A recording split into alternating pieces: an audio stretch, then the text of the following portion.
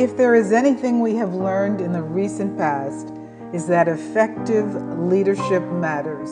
My next guest is an instrumental executive coach and consultant, helping leaders develop impact and wisdom. Patrick Reilly is the co-author of Managing Up.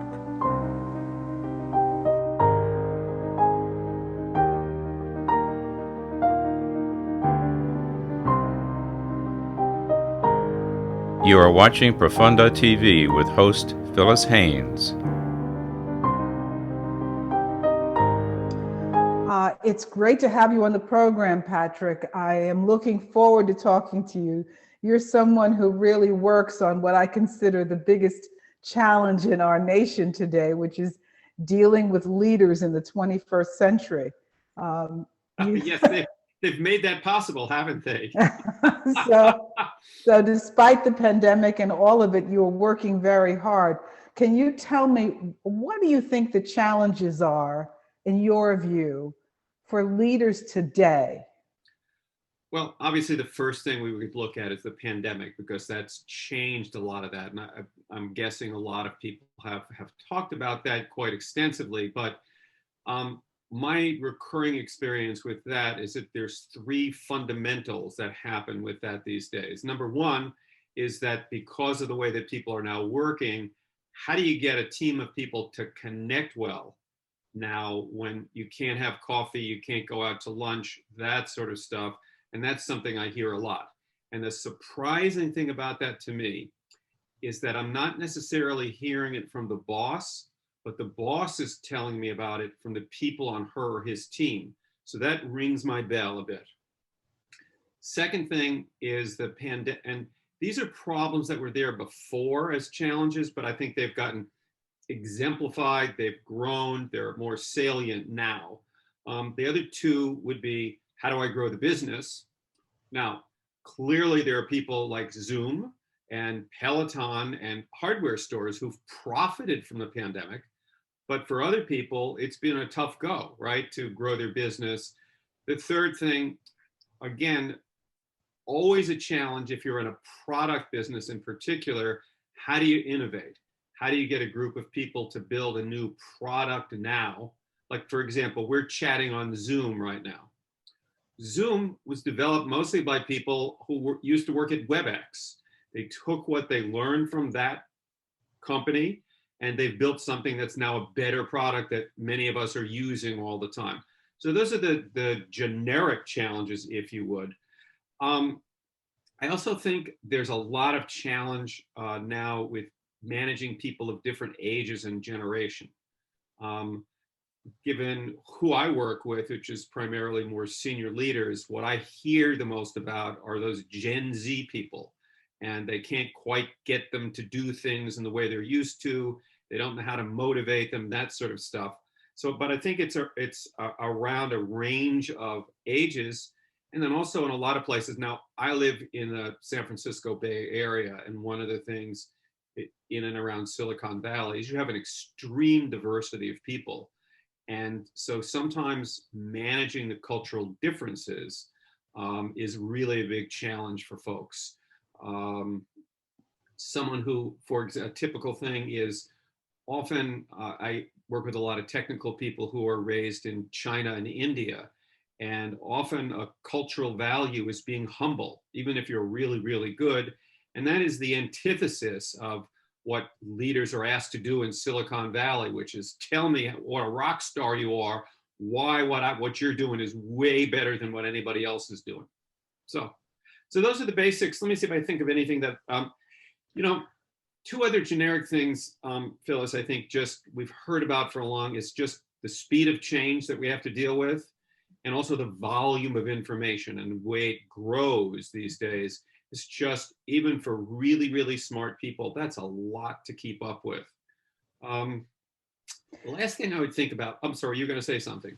Well, I just wanted to ask you, has the role of the leader changed? So, for example, many of the people I've interviewed over the years were used to working with executives who came out of the military structure. Yes. You know, the CEOs were the guys who flew the jet planes or ran the military services and then transferred into corporate life. Are the leaders different also now? And are they coming from a different place in your view? Yes and no, right? There are still some traditional organizations where what you just talked about is the model or the MO. However, when you get a range of people in terms of age and cultural diversity and orientation, one size does not fit all.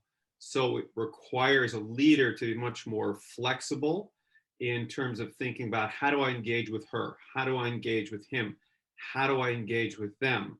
And to me, the only people who really make it up to the most senior levels are ones who really learn how to interact successfully with a diverse group of stakeholders. So yes, it's the world we live in is quite different. And so the leaders who are from, I'll say, more emerging organizations have to be pretty different.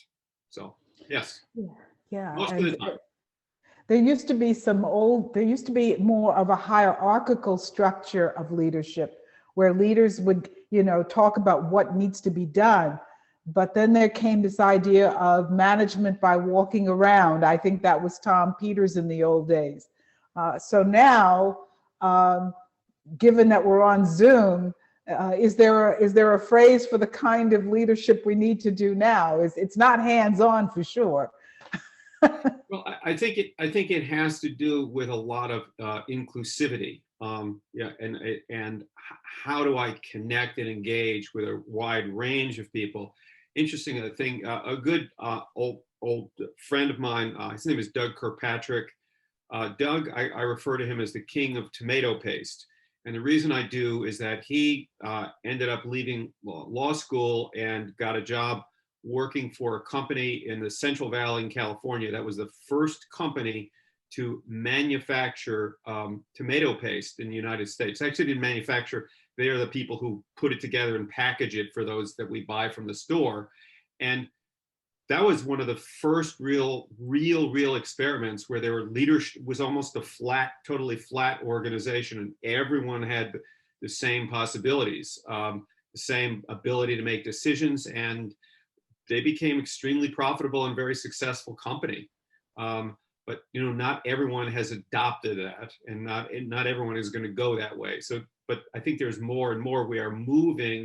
More organizations are moving more in that way because of the nature of the people, greater independence that people have, a better feeling. Even if I'm 22 years old, when I take a look at Silicon Valley, you've got a zillion leaders there who are 25 years old running big organizations. So it changes things. Now, on the other hand, there is something that people need to learn in order to manage others successfully and then to lead others successfully. And sometimes that just takes some time in the saddle and enough repetitions to learn how to do things, because some of it is trial and error. Some of it is learning from watching others who are successful and engaging with a diverse range of people. So there's a lot of opportunity. In fact, in particular, I do a lot of work with sort of younger emerging leaders to help them sort of tune up and learn some things that they need to learn to sort of get to the next level. But that's just me, not everyone necessarily. How would you describe your style of working? What would you say? Are you a person who cracks the whip? Are you someone who has a mentoring style? How would you describe your methodology? Well, I find that most people get better and can change how they behave if you're respectful towards them. You are compassionate and understand some of the challenges and problems they have, but you always have to, or I always find that you have to ask them, what are the goals they have? What are the results they need to get, both in terms of their business deliverables, and two terms I use regularly and consistently are, as a leader, what do you have to do to generate both success and satisfaction? Because clearly the bosses above you are looking for business success, right? They're looking for numbers and deliverables, product, etc. Satisfaction is around What's it like to work with you? What do people say about you? And most importantly, will they follow you? Right? And so sometimes that requires me to be tough with them. So I'm not averse to that. Sometimes you have to say, look, if you don't pay attention to this, things are not going to work out. In fact, let me give you an example of a gentleman I worked with a number of years ago. He was a killer salesperson, and everybody wants a killer salesperson. Worked for a tech company, big tech company, you would know the name. He developed a specific expertise in an industry vertical. And guess what? His old boss from company one recruited him because he knew he could deliver, he could sell, and he knew about something that the new company needed. He got himself in a big hassle of trouble, which is how I got invited in because of two things. One is the company where you worked before, when you were executive vice president, you figured out what to do. You told people and you did it. He moved to a company where it was much more of now you had to sell all of your ideas to your peer EVPs. It was much more consensus based. And he went crazy because what he had learned to do no longer worked, right? And one day I had this conversation with him, and I'll never forget this because we were meeting at the airport Hilton in O'Hare. The Marriott. Pardon myself, Marriott. We were eating at the bar, restaurant, chatting. And he looks at me and he says, you mean, I'm going to delete some of the words he actually used in the conversation. It wouldn't be appropriate. But you understand, you mean to tell me blank, blank, blank, that you've talked to all these people, you've had me do all these assessments, we've done all this work, and all I need to do is talk to my people like I speak to my wife and daughter. And we went around this 3 times and I said, yes. I said, and I've seen you and I've heard you speak to your wife and daughter. And if you learn to speak to your people in that way and still get results, your world will change. Now, his face, and I'll have to say, I'll insert this here because this is my memory. Now, you have to understand, this gentleman, he's African-American. Mm-hmm. What I remember is his face turning red, like totally bright red. Now, is that possible? I don't think so, but that's what I remember. So this is the essence of the situation, right? And he looks at me, and for a moment, I thought he was going to try to strangle me across the table. And then he goes, "You're not kidding, are you?" And I said, "No, I'm not." And his world changed. So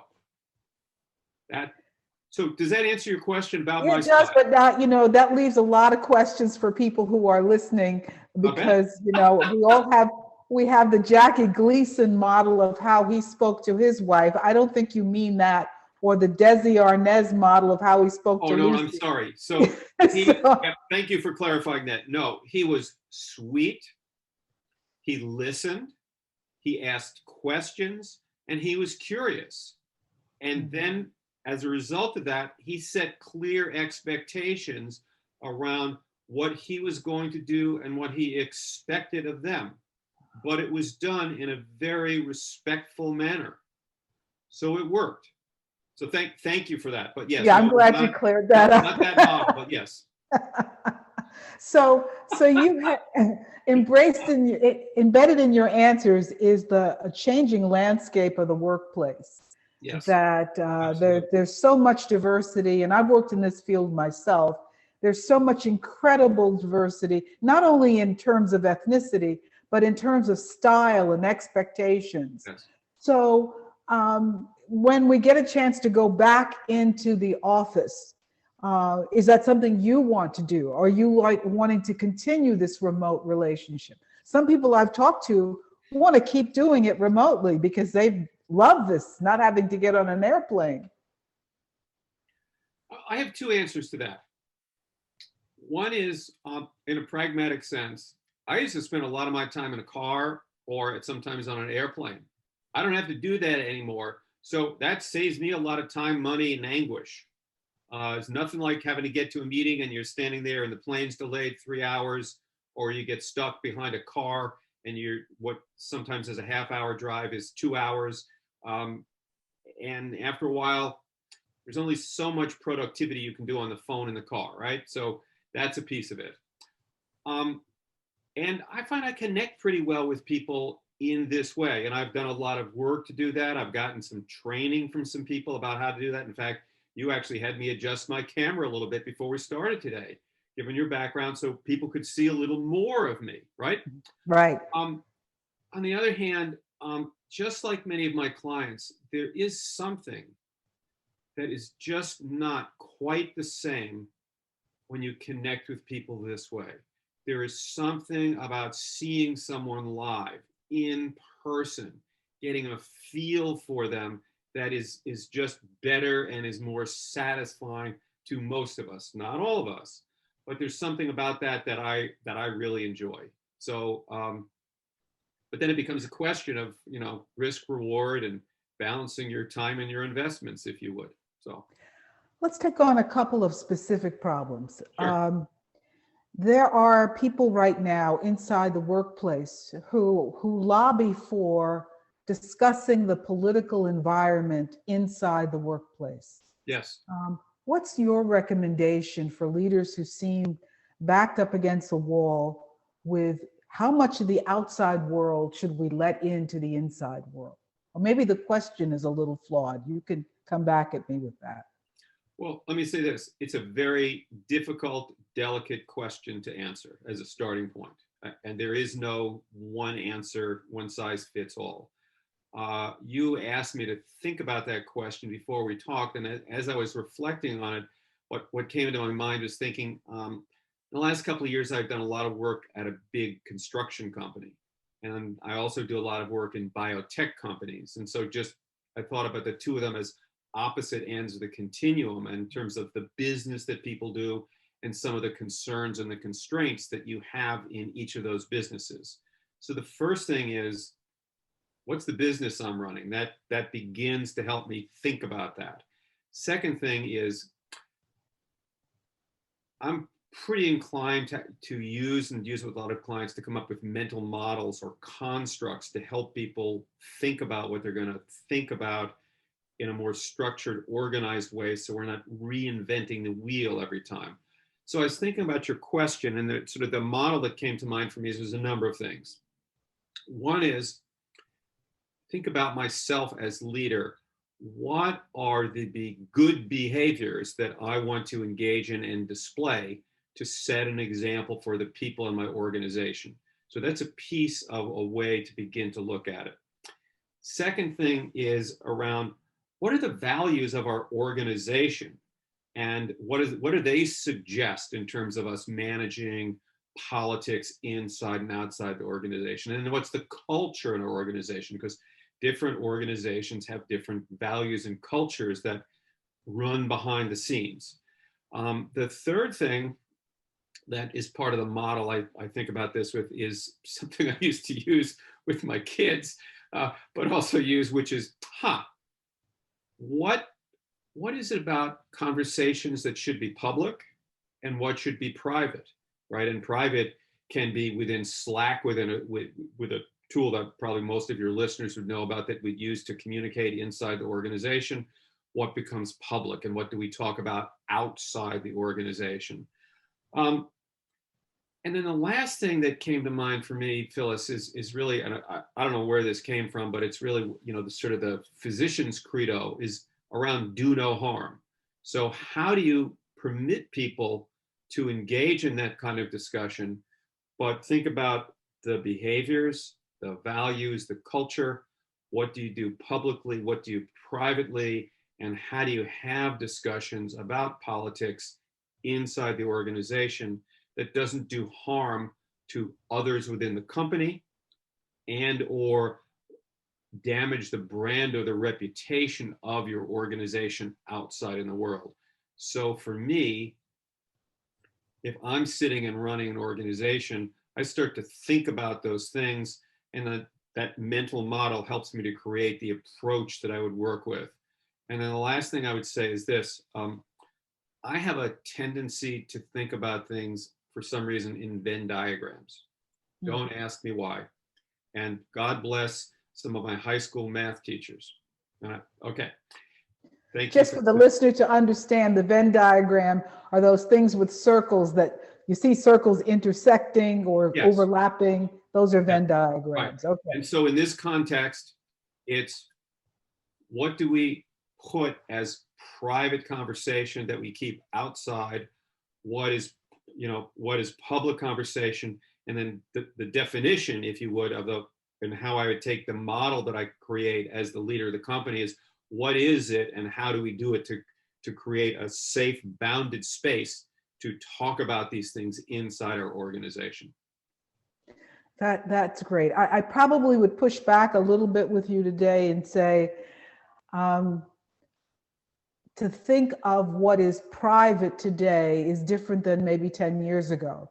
I think that we don't have the luxury of privacy. So there need to be policies on the use of social media and external expression so that employees know what their limits are or boundaries are. But I love your idea that you would allow conversation, but with some concern for the well-being of others in the company. So I think that's a powerful answer. Yeah, and let me restate, and for the reputation and the brand of the organization in the public setting, right? Because I think both are required. Okay, well, as we begin to wrap this up, let me ask you, you got into this work because you had a vision for helping leaders make a better impact. Yes. What's your vision? I know this is a big question, but what's your vision for leaders in the United States and in the world? Because many of our leaders are global, truly. What's your vision for them? What do you see for the future? Well, it's a tough job if you want to take it, right?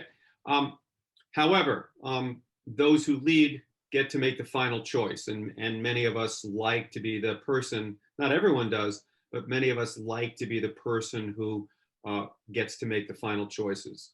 And so, where I go with that is this: you're only a good leader if you have people who are willing to follow you, right? And what makes people follow you? So people will follow me as leader if I have a picture or vision of something that's attractive, that's a stretch, but is doable, right? And that, I want to go work for her because that's something I want to work with. That's something I want to work on. That's something I want to work towards. And behind that for me are two things that I think a lot about. And it's part of the approach that I take with my clients. And these are maybe words that you've not heard before, but I think about two distinct things, which is leaders now need to have two things, what I call leadership muscle and wisdom. So leadership muscle, just like you're in the gym working out, you have to have the courage, the stamina to make good, well-informed choices. And you have to have the wisdom to see forward and to see around corners in our VUCA-like world. People are may or may not be familiar with that phrase. VUCA, V-U-C-A, volatile, uncertain, complex, ambiguous. That is the world we are in today. So if you don't think you can handle playing in that world, you shouldn't be leading an organization today.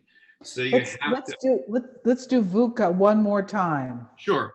VUCA, volatile. That's the V. U, uncertain. C, complex. A, ambiguous. And our world was like that before COVID-19. This is just amped up the VUCA-ness, if that's a word, that makes it a little tougher to work with.